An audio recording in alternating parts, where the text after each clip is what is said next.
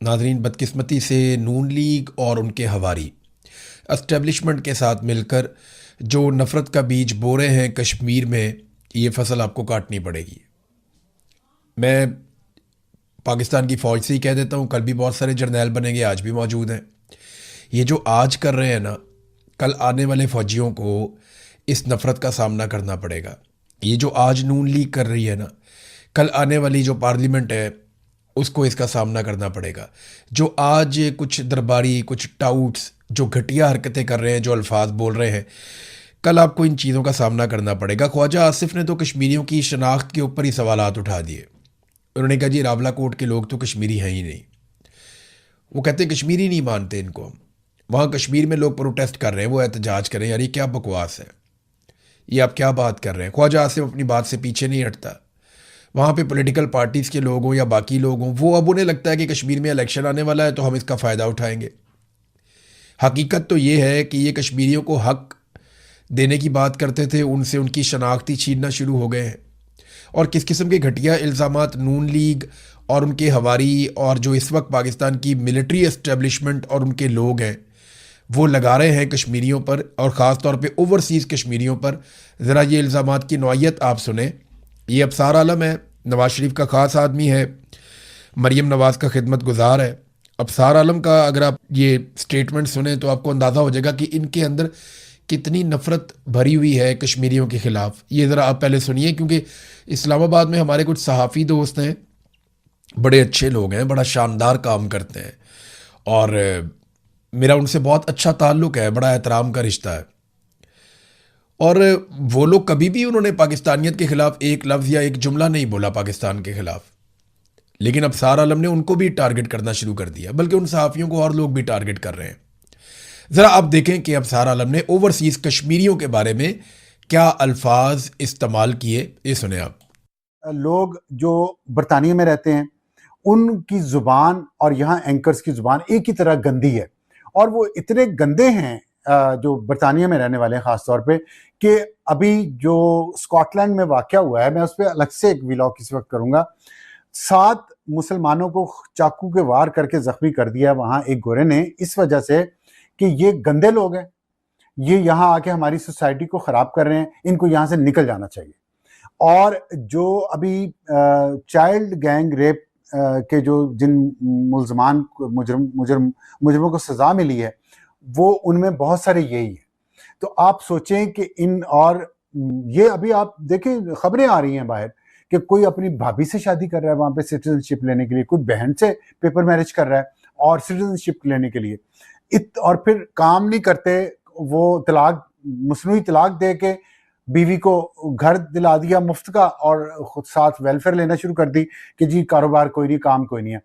तो इतने फ्रॉड करते हैं। ये आपने सुना कितनी नफ़रत है इस आदमी के अंदर और नवाज़ शरीफ के अंदर कश्मीरियों के ख़िलाफ़। आपने देखा, ये नवाज़ शरीफ का ख़ास आदमी है, उसके साथ बहुत अच्छे ताल्लुकात हैं। नवाज़ शरीफ इसको अपनी गाड़ी में भी रखता है, अपने आसपास भी रखता है। नवाज़ शरीफ जब हुकूमत में आया तो नवाज़ शरीफ ने इसको बड़े अहम सरकारी ओहदे पर भी बिठाया था। मरीम नवाज़ का ये बड़ा खिदमत गुजार है, मैंने आपको पहले भी बताया था। तो यही नून लीग की सोच है जो कभी ख्वाजा आसिफ बयान करता है, कभी अबसार आलम बयान करता है, कभी कोई और बोलता है। इसी तरह ना एक दौर में ये लोग बंगालियों के ख़िलाफ़ बोलते थे। ये कहते थे बंगाली छोटे कद के हैं, बहुत गंदे लोग हैं, घटिया काम करते हैं, ये तो मछली खाते हैं, इनके अंदर से बदबू आती है, इनके तो रंग काले हैं, ये खूबसूरत भी नहीं होते, ये तो 2 टके के लोग हैं। तो इस तरह ये बंगालियों को बहुत घटिया कहा करते थे। ये कहते थे वहाँ पे तो हर साल सैलाब आता है, हम उनकी मदद कर करके थक गए। हमेशा ये कहते थे कि, क्योंकि यही बात आज कश्मीरियों को कह रहे हैं ना कि जनाब हम तो कश्मीर को सस्ता आटा, सब्सिडी वाला और सस्ती बिजली देते हैं। भाई बिजली आती ही वहाँ से है, आप उनको उनकी सारी बिजली के क्या पैसे दे सकते हैं? पानी आता ही वहाँ से है, क्या आप सारे पानी के पैसे दे सकते हैं? बेशुमार चीज़ें तो वो भी पाकिस्तान के लिए करते हैं। उनके बहुत सारे जवान शहीद हुए हैं पाकिस्तान के लिए सरहदों पे लड़ते हुए। तो आप ये नहीं कर सकते, आप ये जुल्म नहीं कर सकते। आपने बंगालियों के साथ भी यही किया था। आप उनको भी ये कहते थे कि तुम्हारे तो सैलाब आते हैं, तुम डूब जाते हो, हम तुम्हारी मदद करते रहे हमेशा। वो बांग्लादेश कहाँ से कहाँ पहुँच गया, आज उसकी इकॉनमी पाकिस्तान से बड़ी है। आज उसके लोग हमारे से ज़्यादा खुशहाल हैं, पूरी दुनिया में उनकी हमसे ज़्यादा इज्जत है और आलमी सतह के ऊपर वो ज़बरदस्त तरीके से मिलकर काम करते हैं। और इधर हम कहाँ रह गए? हमारे मुल्क में कोई सरमायाकारी करने के लिए तैयार नहीं, इसी नफरत की वजह से। अब ये नफरत कश्मीरियों के खिलाफ फैलाई जा रही है और इस किस्म के टाउट्स उनको इस्तेमाल किया जा रहा है कश्मीरियों के खिलाफ नफरत फैलाने के लिए। मौलाना फजलुर रहमान साहब ने जो ऑफर दी, अब वो ये कहते हैं कि मैंने अवामी एक्शन कमेटी के खत का वीडियो में जवाब दिया है, मैंने हुकूमत को भी आगाह किया है। मैं अवामी एक्शन कमेटी के इस इकदाम का खैर मकदम करता हूँ कि उन्होंने मुजफ्फराबाद की जो कॉल थी उनकी एहतजाज की, वो मार्च उन्होंने मौखर कर दिया। रियासत की तरफ से तकरीरों की बुनियाद पर एक्शन लिया जाना कैसे दुरुस्त रद्द अमल है? यानी वो तकरीर कर रहे हैं, आप जाके उनको मारना शुरू कर देते हैं गोलियां, आप उनके ऊपर अटैक कर देते हैं। कल तक हम मकबूजा कश्मीर में इंसानी हकूक की बातें करते थे, आज हम क्या कर रहे हैं? ख्वाजा आसिफ ने जो बातें की हैं वो रद्द अमल बतौर वजीर दिफा नहीं करनी चाहिए थी। आपने लड़ाई ख्वाजा आसिफ और सुलह इसहाक डार के हवाले कर रखी है। आलमी अमन से हुकूमत नेक नामी कमा रही है तो पाकिस्तान नेक नामी गंवा रही है पाकिस्तान के अंदर। यानी जो बाहर आपको थोड़ी बहुत इज्जत मिल रही है पाकिस्तान के अंदर, आप उसका बेड़ा गर्क करते चले जा रहे हैं। पाकिस्तानी तो खुश है ही नहीं वैसे भी। ख्वाजा आसिफ जैसे बयानात इश्तियाल को बढ़ाएंगे, अपोजिशन को मजबूर ना करें। हमने 4 सद्दा में एहतजाज किया, फिर तो ने कहा जी हम फौज, एस्टेब्लिशमेंट और तमाम इदारों का एहतराम करते हैं। ये जुमला बहुत ज़रूरी है हमेशा बोलना। पाकिस्तान में अब जब भी कभी कोई सियासतदान तकरीर करेगा उसको ये कहना पड़ेगा कि हम फौज और इदारों का एहतराम करते हैं। ये बिल्कुल एक तरह की ब्लास्फेमी है। जैसे जब भी कोई मौलवी या कोई बंदा बात करता है, सबसे पहले वो यकीन दिलाता है कि उसका ख़त्म नबूवत पे ईमान है, ताकि ये ना हो जाए कि उसके ऊपर कोई गैर मुस्लिम होने का फतवा लगा के कोई उसे कत्ल कर दे। इसी तरह पाकिस्तान में अब हर सियासतदान को अपनी तकरीर में एक मरतबा फ़ौज, एस्टेब्लिशमेंट और इदारों का एहतराम, ये उसको एक मरतबा कम से कम करना पड़ता है। उन्होंने कहा जी अगर फ़ौज सियासत करेगी तो हम भी सियासत में जवाब देंगे, हम गूंगे नहीं हैं और गूंगे शैतान हम नहीं बनेंगे, हम खामोश नहीं रहेंगे, हम बात करेंगे। इदारे टैक्स के पैसे लेकर उसका सियासी इस्तेमाल करेंगे तो फिर इस ईवान में हम जवाब देंगे। शहबाज शरीफ हमें बताए ना कि जब हम कंटेनर पे होते थे तो क्या वो आर्मी चीफ और फौज का नाम नहीं लेते थे, नवाज शरीफ नहीं लेते थे, महकमा ज़राअत नहीं कहते थे। फिर जनाब अयाज सादिक को भी याद दिलाया गया कि आपने तो कहा था आर्मी चीफ की टांगें कांप रही थी, वो डरा हुआ था, उसने अभिनंदन को छोड़ दिया डर के मारे और इंडियन आदमी को वापस भिजवाया, इनकी टांगें कांप रही थी। तो आज ना ये सारे मुहिब वतन बने हुए और फौज के सक्के बने हुए हैं। कल तक जब इनके खिलाफ फौजी जर्नैल साजिशें कर रहे थे तो ये फौज को बुरा भला कह रहे थे और ये कह रहे थे उनका सियासी किरदार नहीं होना चाहिए। आज ये बबांगे दोहल हर जगह पे खड़े होकर कहते हैं जी फौज का सियासी किरदार बहुत अच्छा है क्योंकि आज हम उनकी गोदी में बैठे हुए हैं। तो ये तो मुनाफकत है जो ये लोग कर रहे हैं और इस मुनाफकत के साथ पाकिस्तान कैसे चलेगा, सवाल ही नहीं पैदा होता। इस तरह मुल्क नहीं चला करते। नादरीन, बिलावल ने भी बहती गंगा में हाथ धो लिए, लेकिन असल जो तकरीर की थी वो तो की थी अचकज़ई साहब ने कल, जहां उन्होंने टिकाकर तनकीद की थी और उन्होंने अभी आज अयाज सादिक को वापस जवाब भी दिया है। बिलावल ने भी वही ख्वाजा आसिफ वाली बात की कि ये मुश्किलात पैदा कर रहा है शहबाज शरीफ के लिए और इस किस्म के बयानात कश्मीरियों के बारे में नहीं देने चाहिए। और बयानात देने के बावजूद ये शख्स अभी तक काबीना का हिस्सा है। तो ख्वाजा आसिफ साहब भी अपने बयान पर डट गए, जी बिल्कुल ठीक है वो कश्मीरी नहीं, उनकी शनाख्त के ऊपर ही अटैक कर दिया। तो जो ओवरसीज कश्मीरियों का रिएक्शन है ना, इनको सिर्फ पता चल जाए कि वो इनके बारे में क्या सोच रहे हैं तो इनकी तबीयत साफ कर दें। इनको आइडिया ही नहीं है कि इन्होंने नून लीग के साथ कितनी बड़ी ज्यादती की है और कश्मीरियों के दिल में कितनी नफरत बो दी है। इसका नतीजा आप देखेंगे, मिलिट्री एस्टेब्लिशमेंट भी देखेगी और PMLN भी देखेगी। नाज़रीन, अचकज़ई साहब ने जो बार बार गद्दारी के बयान दिए जाते हैं, फतवे जारी किए जाते हैं, उसके ऊपर उन्होंने एक स्टेटमेंट दिया। उन्होंने कहा जी वर्दी की आड़ में अवाम को लूटने और आइन की पामाली से आप बाज आ जाएं, वरना फौज की बची कुची इज्जत भी खाक में मिल जाएगी। बख्शू मामा जैसे मकरू लुटेरों और नौकरियां बेचने वालों का साथ देना बंद करें क्योंकि ये करप्ट लोग आपके जराइम के राज खुद फाश कर रहे हैं। मुल्क को गाय समझना बंद करें, पाकिस्तान को माले गनीमत समझकर इसका दूध धोना छोड़ दें, वरना अवाम का बढ़ता हुआ गुस्सा पार्लियामेंट की बालादस्ती और कौमों के हकूक छीन कर दम लेगा। जर्नैलों से लेकर अशराफिया तक सबके काबुल और दीगर ममालिक में तस्करे यानी वो शनाख्ती कार्ड वगैरह बने हुए हैं। लिहाजा हमारे खिलाफ साजिशें बंद की जाएं वरना सबको बेनकाब कर दिया जाएगा। महमूद खान अचकज़ई ने कहा। वजह यह है कि महमूद खान अचकज़ई को कहते हैं कि आपके अफगानिस्तान के साथ ताल्लुकात, और भाई इधर किसी के UAE के साथ ताल्लुकात हैं, किसी के किसी मुल्क के साथ ताल्लुकात हैं, किसी के ट्रंप के साथ ताल्लुकात हैं, किसी के सऊदीया के साथ ताल्लुकात हैं, किसी ने वहाँ का अकामा लिया हुआ है, किसी ने वहाँ पर जजीरा लिया हुआ है, किसी के बच्चे वहाँ सेटल हुए हुए हैं। पाकिस्तान के साथ तो वफादारी दिखाई नहीं देती। बहुत मुश्किल है। तो नाज़रीन, फजलुर रहमान साहब ने, बिलावल ने थोड़ा सा टफ टाइम दिया, लेकिन महमूद अचकज़ई साहब जो है वो गुज़िश्ता 2 दिनों से हुकूमत को काफ़ी टफ टाइम दे रहे हैं और शहबाज शरीफ साहब की जो ऑफर है उसको संजीदा लेने की ज़रूरत है। पाकिस्तान तहरीक इंसाफ को बाकायदा एक प्रेस कॉन्फ्रेंस करनी चाहिए और हर फ्लोर पे खड़े होकर इसके लिए आवाज़ उठानी चाहिए। इम्तियाज़ साहब है पंजाब असम्बली में, उन्होंने मेरे ख्याल में इस पर करारदाद भी जमा करवा दिया है कि क्योंकि वज़ीर आज़म ने ये ऑफ़र की तो हम ये चाहते हैं कि आइए 2018 और 2024 दोनों इंतखाबात का ऑडिट करवा लें और एक गैर जानिबदार और शफाफ इंक्वायरी करवाई जाए कमीशन बना के, ताकि पता चले कि 2024 में किस तरीके से पाकिस्तानियों का मैंडेट लूटा गया और 2018 में क्या हुआ था। नादरीन, जहां मेरे पास एक खबर है, बड़ी अफसोसनाक खबर है, ये बीबीसी ने इसको छापा खबर को। मैं जब पढ़ रहा था शुरू में तो मुझे बहुत बुरा लगा पढ़ने में, क्योंकि कश्मीर में जो दोस्त हैं उन्होंने भी ये मुझे इंफॉर्मेशन भेजी। मुझे लगा शायद एग्जैजरेट कर रहे हैं, लेकिन अब तो हर तरफ से ये खबरें आ रही हैं। कश्मीर के अंदर जो अद्वियात और खाने पीने का सामान दाखिल हो रहा है ना, उसे पुलिस रास्ते में रोक लेती है। गाड़ी रोककर पुलिस ने कहा खुराक और अद्वियात ज़ाया कर दो। पाकिस्तान के ज़ेर इंतज़ाम कश्मीर में अशिया की किल्लत से लोग बहुत परेशान होते चले जा रहे हैं, ये बीबीसी ने रिपोर्ट किया। नादरीन, जो दवाइयाँ और खुराक है ये तो गाज़ा में रोकी गई हैं। गाज़ा दुनिया का एक ऐसा खित्ता है जहाँ पे दवाइयाँ और खुराक रोकी जाती हैं, यानी वहाँ अद्वियात नहीं जाने देते, वहाँ पे खुराक नहीं जाने देते ताकि लोग भूखे मरे, उस इलाके को छोड़ दें, नस्ल कुशी हो जाए। उनको अद्वियात नहीं देते ताकि वो बीमार होकर मर जाएं। ये गाज़ा में किया जाता है। फिर इमदादी सामान लेकर लोग कश्तियों के जरिए भी जाने की कोशिश करते हैं। अक़वाम मुत्तहिदा और दीगर इदारे भी कोशिश करते हैं, लेकिन इसराइल बड़ा जुल्म करता है। वहाँ पे गज़ा के अंदर वो अद्वियात और खुराक नहीं जाने देता, बल्कि पीने के पानी के भी बड़े सीरियस मसाइल वहाँ पे पैदा कर दिए गए। आज कश्मीर में हमने वो देखा और हमने बीबीसी की इस खबर को पढ़ा। आज से चंद महीने पहले तक हम ये कभी सोच भी नहीं सकते थे, हम इस बात का तसव्वुर भी नहीं कर सकते थे कि कभी आज़ाद कश्मीर में जाने वाली खुराक और अद्वियात सड़क के ऊपर पुलिस जो पाकिस्तान से गई हुई है वो ज़ाया करवा देगी कि जनाब आपने आज़ाद कश्मीर में खुराक दाखिल नहीं करनी, खाने पीने की चीज़ें नहीं लेकर आनी, और जनाब आपने आज़ाद कश्मीर में मरीज़ों के लिए, कमज़ोरों के लिए, बीमारों के लिए अद्वियात नहीं लेकर आनी। ये एक इंसानी बहरान पैदा कर रहे हैं और ये बड़े खौफनाक जराइम है। इन जराइम का जवाब तो किसी को देना पड़ेगा।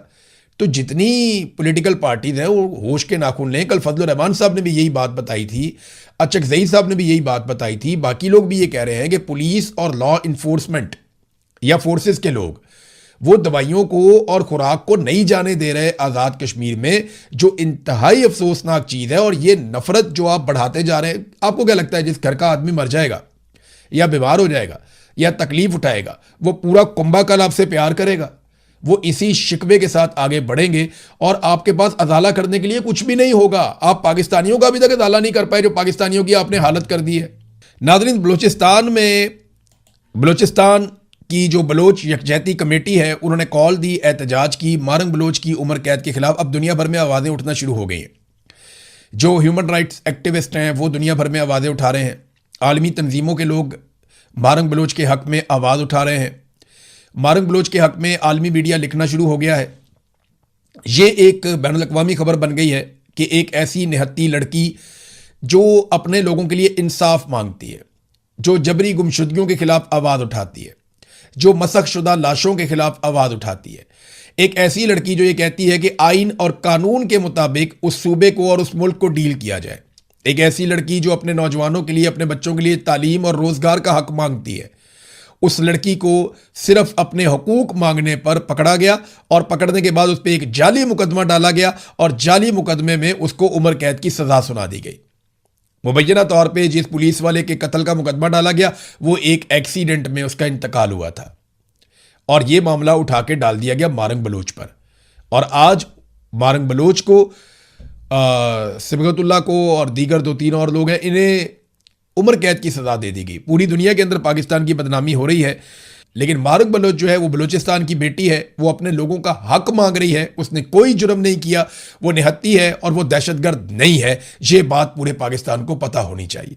बहरहाल बलोच यकजहती कमेटी की जो कॉल थी उसके बाद हमने देखा कि कौम परस्त जमातों ने भी उसकी हमायत की और पीर को कोयटा में इंसदाद दहशतगर्दी की एक अदालत ने जो सज़ा दी उसके बाद ऑलमोस्ट सारा का सारा सूबा ही बंद था। तो मारंग बलोच के साथ बलूचिस्तान खड़ा है। अब जो मारंग बलोच को सजा दिलवाने वाले हैं वो ज़रा सोचें कि क्या बलूचिस्तान उनके साथ खड़ा है। वो तो बेचारे खुद भी अपने पाँव पे खड़े नहीं हो पा रहे और बलूचिस्तान में किसी भी इलाके में कहीं पे भी वो लंबी चौड़ी सिक्योरिटी के बगैर ट्रैवल भी नहीं कर सकते, जा भी नहीं सकते, शाम को तो निकलते ही नहीं है बाहर। ये उनके हालात हो चुके हैं। नाजरीन, पीआईए के हवाले से जो धोखा पाकिस्तानियों को दिया जाना था वो धोखा अब बिल्कुल तैयार हो गया है। मैंने आपको पहले बताया था कि अब आपने नाम से धोखा नहीं खाना। पीआईए नाम का पाकिस्तान एयरलाइन है, ये नाम का धोखा आपने नहीं खाना। ये एक प्राइवेट इदारा है, प्राइवेट लोग जो हैं वो इसके मालिकान हैं। इसके साथ वही सलूक होना चाहिए जो बाकी एयरलाइंस के साथ हो रहा है। इसके ऊपर वही कानून लागू होने चाहिए जो बाकी एयरलाइंस के ऊपर लागू हो रहे हैं। एक तो आपने ओने पोने इतनी बड़ी रिप्यूट के साथ इतनी बड़ी एयरलाइन आपने बेच दी फौजी फाउंडेशन को और दीगर इदारों को, और कुछ लोग हैं प्राइवेट, उनको आपने बहुत अमीर अमीर ताकतवर लोग हैं, एस्टेब्लिशमेंट के चहीते हैं, आपने उनको ये पीआईए दे दी और तोहफे में दे दी। अब उन्हें टैक्स की छूट दे रहे हैं 15 साल के लिए। आप मुझे बताएं ना, लोग मुकाबला कर दूसरी एयरलाइंस, ये प्राइवेट एयरलाइन जो है पीआईए, इसका मुकाबला कैसे करेंगी? इसको पाकिस्तान एयरलाइन के बजाय अब प्राइवेट एयरलाइन कहा करें आप पीआईए को। तो ये जो प्राइवेट एयरलाइन है इसका मुकाबला जो दूसरी एयरलाइंस हैं, मिसाल के तौर पे सियाल वाले हैं, मिसाल के तौर पे शाहीन वाले हैं, मिसाल के तौर पे एयर ब्लू वाले हैं, या और एयरलाइंस हैं पाकिस्तान में, वो इस प्राइवेट एयरलाइन का मुकाबला कैसे करेगी? इनको 15 साल की आप टैक्स की छूट दे रहे हैं। आईएमएफ को भी आपने मना लिया। ये कामरान खान ने खबर भी दी हुई है कि पीआईए निजकारी के बाद तैयारों की खरीदारी, लीज और स्पेयर पार्ट्स पर हुकूमत ने 15 साल के लिए सेल टैक्स और कस्टम ड्यूटी से छूट दे दी थी। आईएमएफ भी मंजूरी दे चुका है। अब इसे फाइनेंस बिल 2026-27 में कानूनी तहफ्फुज भी मिल गया है। यह कामरान खान ने खबर दी। मुझे बताएं कि क्या बाकी एयरलाइन वो पाकिस्तान में टैक्स नहीं देती? क्या बाकी एयरलाइंस पाकिस्तान में काम नहीं करती? तो ये जो प्राइवेट एयरलाइन है पीआईए, इसको आप इतनी बड़ी छूट दे रहे हैं तो बाकियों का क्या जुर्म है? वो इसका मुकाबला कैसे करेंगे? यानी एस्टेब्लिशमेंट जिस कारोबार में भी आएगी, जिस कारोबार में ये हाथ डालेंगे, उसको ना सिर्फ टैक्स की छूट मिल जाएगी बल्कि उसमें उसको इतनी सहूलत मिल जाएगी कि कोई और उसका मुकाबला ही ना कर सके। जब तक ये गवर्नमेंट के पास थी तब तक इन्होंने इसको बर्बाद किया, और जैसे ही इसको उठाकर मिलिट्री एस्टेब्लिशमेंट को दिया गया, अब हर तरह की सहूलत दे रहे हैं कि जनाब इसको तरक्की देनी है, इसको ऊपर उठाना है। यह है नाजरीन पाकिस्तान का तरीकाकार। नाजरीन, इमरान खान साहब की जो सज़ा थी जो उन्हें सुनाई गई अलकादर केस के अंदर, इस पर एक बड़ी खबर आई है, और ख़बर यह है कि 29 जून को समाअत के लिए इमरान खान साहब का केस लगा दिया गया। अब ये अपील है कि सज़ा कलअदम करार दी जाए। बड़ा लंबा अरसा लगा, वकालतनामे पे दस्तखत ही नहीं होते थे, अदालत केस सुनती नहीं थी। कितना लंबा टाइम लग गया इस अपील के लिए, और बिलाखिर 29 जून के लिए ये अपील लगी है।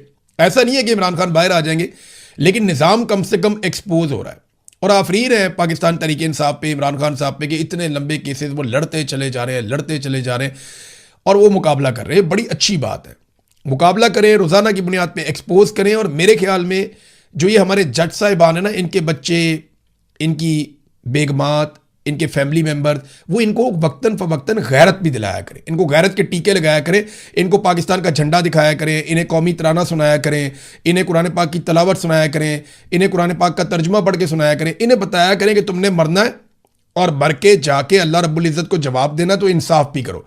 हो सकता है किसी एक आधे जज की गैरत जाग जाए या उसका ईमान जो है वो ताज़ा हो जाए। और ये मेरी गुजारिश तमाम जजेस की फैमिलीज के साथ, क्योंकि जजेस के ऊपर बहुत दबाव है एस्टेब्लिशमेंट का, जर्नैल उन्हें कंट्रोल कर रहे हैं एजेंसियों के जरिए से। तो मेरी आपसे ये गुजारिश है जो फैमिलीज है जजों की, कि वो उनको मॉरल सपोर्ट दें, उनके साथ खड़े हों, उन्हें ये कहें कि हमने आखिरत में जाके अल्लाह रब्बुल इज़्ज़त को जवाब देना है, लिहाजा आप डट जाएं। तो जजों को घर से सपोर्ट मिलेगी ना, तो वो तगड़े होकर आएंगे। तो मेरी तमाम जजेस की जो फैमिलीज हैं, उनके बच्चे हैं, उनके रिश्तेदार हैं, उनकी बेगमात हैं, उनके बहन भाई हैं, उन सबसे गुजारिश है कि जजों को जरा तगड़ा करें, उन्हें कहिए इंसाफ कर दें आप अल्लाह का नाम लेकर। कोई बात नहीं है, कोई बात नहीं है, नुकसान कुछ नहीं होता। हमने सब ने बहुत बड़े बड़े नुकसान उठाए। वो एक आदमी जेल में बैठा हुआ है, दुनिया में शहजादों की तरह उसने जिंदगी गुजारी, कितना नुकसान वो उठा रहा है, पूरा खानदान उसने रोल के रख दिया अपना। हम सबके साथ ये हुआ। मैं आपको ये कह रहा हूं कि कुछ भी नहीं होगा, यकीन करें, आपके दिल को भी सुकून मिलेगा और अल्लाह रब्बुल इज़्ज़त इसका अजर भी देगा। ये तमाम फैमिलीज की जिम्मेदारी है कि अपने अपने जज को तगड़ा करके घर से भेजा करें।